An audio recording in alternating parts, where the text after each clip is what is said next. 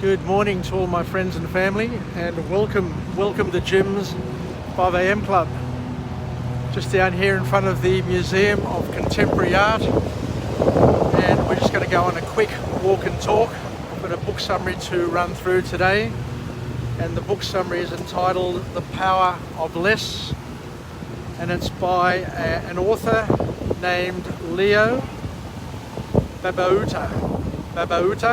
Leo Babauta, and who talks to us about a powerful topic, something that's going to help us think about our lives and see where it leads us. But the importance of life, according to this author, is to, instead of focusing on how much you can accomplish,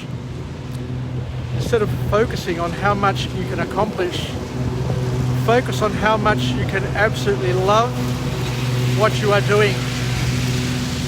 So it's not about quantity, according to this author, but it's about the quality, about the feeling, about doing the stuff that you really love to do, and not to worry about having a trophy cabinet full of trophies one day, because at the end of the day, according to this author, it's not all that important anyway.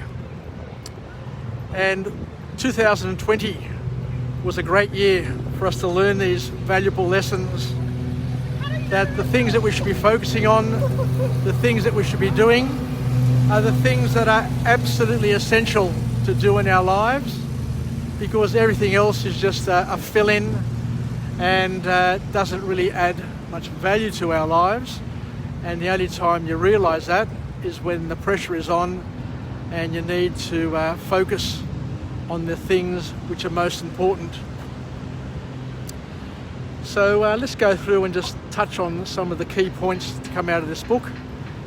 And the first point to be raised by this author is that you don't just need to know what your priorities are. A lot of people sit down, they write down their priorities, they talk about their priorities, but that's where it all ends. So the author here has a massive call to action, and the call to action is, don't just know your priorities, but you need to live them. You need to live your priorities. You need to make your priorities your priority, and not other people's priority your priority. And you need to live them, and you need to live them with all your energy and all the passion that you can muster. So the important lesson that comes out of this book here with this wonderful author is that the key to setting priorities is to deliberately limit yourself, which gives you incredible freedom. Although it's counterintuitive, what we need to understand is that in order to set a priority, you need to shut off and say no to all of those other distractions which come into our lives, because by saying no to the distractions and by doing the things that you've said that you're going to do and you're going to focus on, that's where you're going to get the incredible energy and the ability to deliver on your promises, and not to be drifting, doing all the things that everybody else wants you to do, but which leads you to a place that you don't want to end up. So the author gives us a wonderful example, and I harp back and I look back over my life and say to myself, how much bloody time did I waste over the years helping work peers, helping people at work to do things, and at the same time robbing my wife and my family of my valuable time that I could have spent with my children, with my wife, doing the things that I absolutely enjoy. So the example that the author gives is that if, for example, your priority is to be with your wife and children, and if you set that as a key priority in your life, then why the hell are you still at work at 6:30 helping a co-worker fix a computer problem which is not your job anyway. It's nice to be helpful, I agree, and it strokes our ego to be helpful and to assist those around us. But at the end of the day, there's a cost-benefit analysis that we all need to weigh up in our heads. And if we've said to ourselves, and if we've promised ourselves to spend more time doing the things that are a key priority in our lives, then we're robbing ourselves, we're robbing our families, we're robbing our future achievements by not focusing on our priorities and helping other people achieve their priorities. So as ugly as it sounds, as tough as it sounds, the call to action from this wonderful book is that we need to be ruthless. We need to be absolutely ruthless at living our priorities, and by being ruthless in setting and living your priorities and being assertive with your priorities, then believe it or not, other people will learn to respect you a lot more.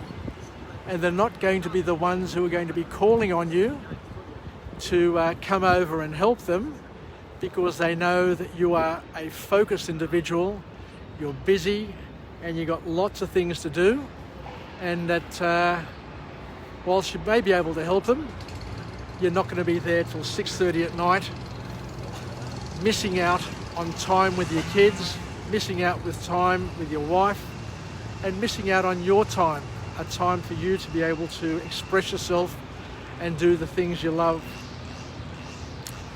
So the next point that comes out of this book from this author is that you need to change your habits.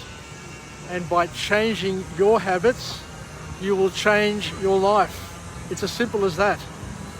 Because the habits that we have, the things that we do all the time, are the root of all lasting change. And if we are to swap out habits and to pick up better habits and get rid of bad habits, we need to do it one new habit at a time, is the advice from the author. We need to focus on small wins. Break a habit into small bits. If you want to get up earlier every day, don't set your alarm 1 hour earlier. Set your alarm 5 minutes earlier every day over 10 days or so, and that way you'll be able to gradually edge into a new habit without the pain of that shock that comes from doing something which you're not used to. We also need to have in our lives an accountability partner.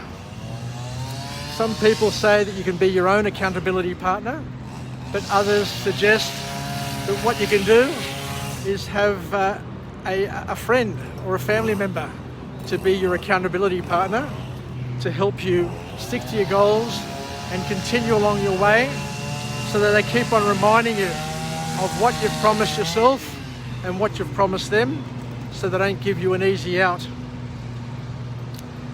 And the last point to come out of this awesome book is the MITS, M-I-T-S strategy. And the author talks about the importance of always starting your day with your MITS. And your MITS is your most important tasks. So start with your most important tasks and work through those tasks based on your priorities and not anybody else's. And at the end of the day, when you finish your day, sit down and define 3 tasks that will take 30 minutes or less, that are crucial for you reaching your most important goals, and set them as your MIT for the next day. Do those 3 tasks first thing in the morning, because what it'll do is it will liberate you. It'll make you feel great. It will fire off endorphins and get you feeling awesome about yourself, and that will give you the energy and the purpose to continue along your merry way. I'll tell you what, the mowing of the lawn here, while it sounds loud, the smell is glorious. I love, love, love the smell of freshly mown lawn on a summer's day. If only you could be here with me, you'd know what I'm talking about. So in terms of getting your mitt done, it takes 1.5 hours out of your day. But what it does is it gets you further along the path of achieving your key goals. And it makes you feel good, it fires off endorphins, and it's something that you're going to be so happy that you're focused on, and it will keep you honest.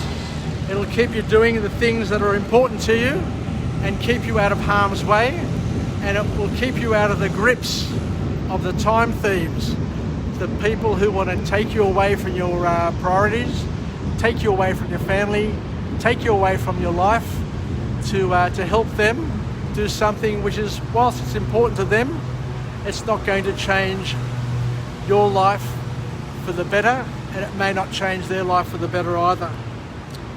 So the key is to start small, keep going, and get it to snowball. And to remind yourself, keep on reminding yourself of the compounding effect. Whilst you start small and you keep on going, the impacts and the effects and the results will grow steadily over time, and then you'll look back in 5 or 10 years' time and you'll wonder how this building here, which is at level 25 at the moment, how it got to level 56. But it all started with one floor at a time.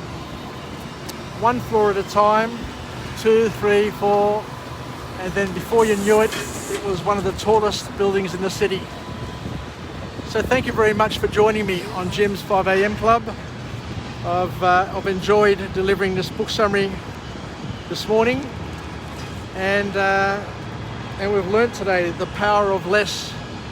So let's have some priorities. Let's do whatever we can to achieve the most important things that we can in our lives, and to remember that it doesn't take much. It just takes a little bit of effort every single day, 3 tasks a day of 30 minutes or less, and before you know it, a year from now, 2 years from now, we'll be looking back and celebrating the fact that we've been productive with our time, we've valued our time, and we're making sure that other people respect and value our time as well. So let's finish off with a positive affirmation. I'm alive, I am well, and I feel absolutely great. To my friends and family, stay connected, stay relevant, stay reasonable, and most importantly, let's learn how to live with the power of less, and to make sure that we set our priorities, live our mitts, do our most important tasks first every day, and basically change the habits that we have, so that we've got an inventory of good habits, and we swap out our bad habits with good habits, and we do it one step at a time, small increments at a time, so the effects are lasting and the results are powerful. Take care, and thank you very much for joining me on Jim's 5 a.m. Club, and I look forward to coming to you again later on throughout the day with another book summary to see where it leads us and takes us. But I appreciate your time, so we'll talk again. Bye for now from Jim's 5 a.m. Club. Ciao.